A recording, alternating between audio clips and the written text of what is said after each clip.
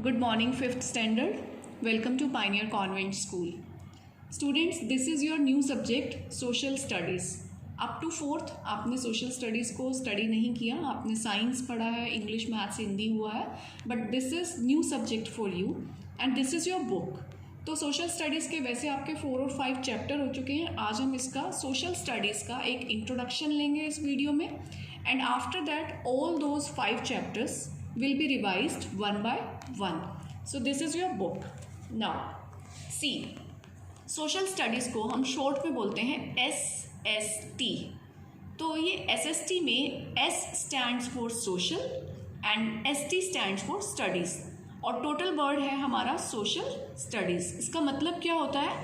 Study of any society. किसी भी society की स्टडी जब हम करते हैं तो उसको हम सोशल स्टडीज़ कहते हैं. अब अगर हमने किसी सोसाइटी को स्टडी करना है, व्हाट इज़ सोसाइटी?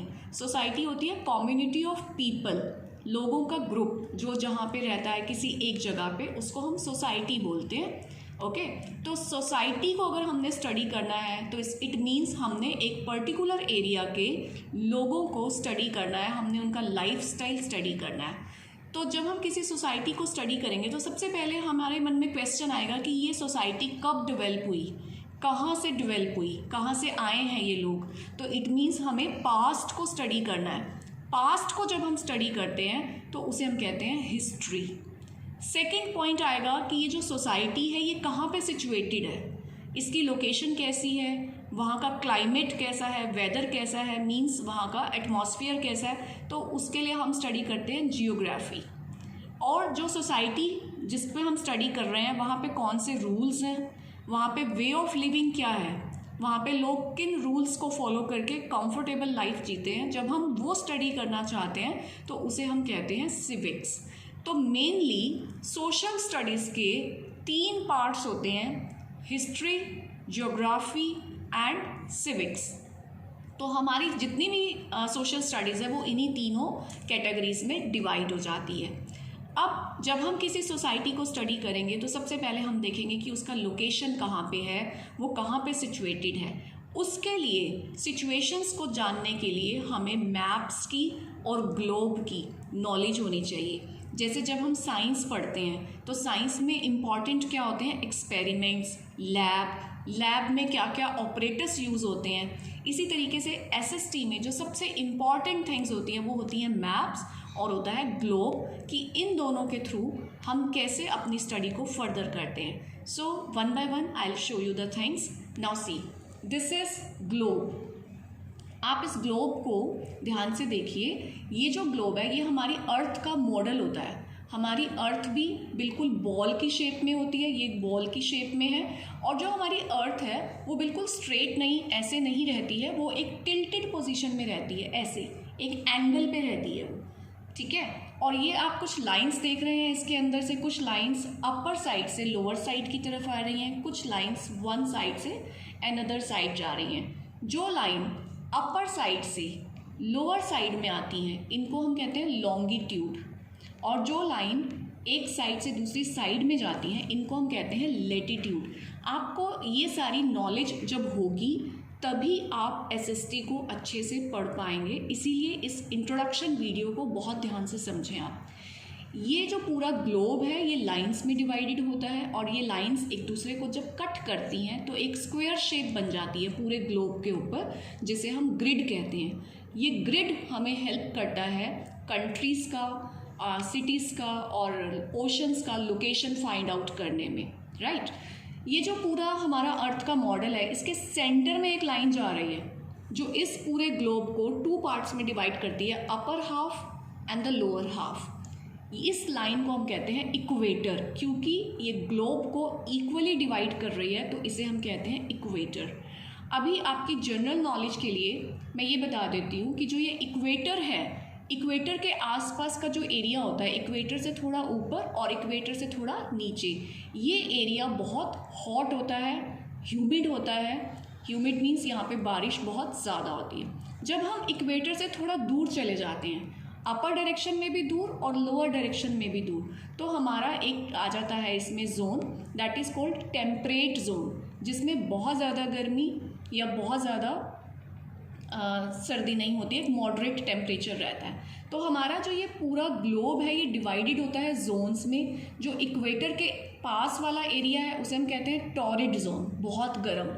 टॉरिड से थोड़ा ऊपर चले जाते हैं तो वो हो जाता है हमारा टेम्परेट जोन, जिसमें टेम्परेचर मॉडरेट रहता है। जब हम थोड़ा और ऊपर चले जाते हैं तो वो हो जाता है हमारा फ्रिजिड जोन। फ्रिजिड मतलब बहुत ही कूल हो जाता है। जो ये पोल्स हैं, ये जो अपर साइड है और ये जो लोअर पॉइंट है, इन दोनों पॉइंट्स को हम कहते हैं पोल्स। तो पोल्स के पास वाला जो ये एरिया होता है, अपर पोल के पास और लोअर पोल के पास, ये बहुत कोल्ड होता है। और इनका जो वेदर कंडीशंस होती हैं सभी जोन्स की अलग अलग होती हैं। टॉरिड में अलग टेम्परेचर रहता है, टेम्परेट का अलग हो जाएगा और फ्रिजिड जोन का अलग टेम्परेचर हो जाएगा। तो ये हमारा पूरा ग्लोब है, जिसमें आपको जो ये सारा ब्लू कलर दिख रहा है ये सारा हमारा वाटर बॉडीज़ हैं, और जो ये ग्रीन एंड पिंक है ये हमारी कॉन्टिनेंट बॉडीज़ हैं। आपको ये तो पता ही है ना कि पूरी अर्थ जो हमारी है वो 7 कॉन्टिनेंट और 5 मेन ओशंस में डिवाइडेड है। मीन्स ये जो वाटर बॉडीज़ हैं ओशंस, और जो ये लैंड मास है ये हमारे कॉन्टिनेंट। 7 कॉन्टिनेंट हैं total. Let's see those 7 continents one by one. ये जो कॉन्टिनेंट्स हम स्टडी करेंगे ये इनके साइजेस के अकॉर्डिंग करेंगे। सबसे पहले Asia. Asia is the largest continent. इसमें 50 कंट्रीज़ हैं और सबसे ज़्यादा जो पॉपुलेशन है वो एशिया कॉन्टिनेंट में रहती है। और आपको ये पता होना चाहिए कि आपका जो इंडिया है वो भी एशिया कॉन्टिनेंट में है। After that Africa, it has 54 countries and it is the hottest continent. सबसे गर्म कॉन्टिनेंट होता है ये। थर्ड नंबर पे है north America, it includes 23 countries. South America 12 countries. Antarctica is the coldest continent in the world, और ये पूरा आइस से कवर रहता है। यहाँ पे कोई परमानेंट पीपल, लोग नहीं रहते हैं, सिर्फ कुछ साइंटिस्ट रहते हैं जो अपने रिसर्च स्टेशन में वर्क करते हैं। After that Europe. यूरोप में 51 कंट्रीज़ हैं and it is the most developed economically continent. After that Australia, the smallest continent, इसके अंदर 14 कंट्रीज़ हैं। तो कुल मिला के total in the world 197 countries हैं। जो मेन कुछ कंट्रीज़ के नेम बताती हूँ, क्योंकि जब आप SST रीड करेंगे तो आपको जब न्यू कंट्रीज़ के नेम सुनेंगे so there will be curiosity. जैसे कि Canada, Alaska, then United States of America, and after that Russia. आप देखो रशिया का साइज़ कितना बड़ा है, कितनी बिग कंट्री है ये।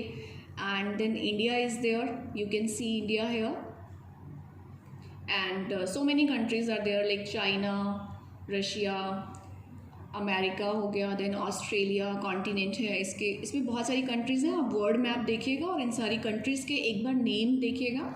देन यू हैव टू सी कि एशिया में कौन सी कंट्रीज़ हैं, ऑस्ट्रेलिया में कौन सी कंट्रीज़ हैं, तो आपको पता चलेगा। नाउ जैसे ये जो मैप्स होते हैं ये हमें हेल्प करते हैं लोकेशन फाइंड आउट करने में कि कौन सी कंट्री कहाँ पे सिचुएटेड है, कौन सी कंट्री की नेबरिंग कंट्रीज़ कौन कौन सी हैं। नेबरिंग मीन्स बिल्कुल adjoining countries. For example C the map of India now.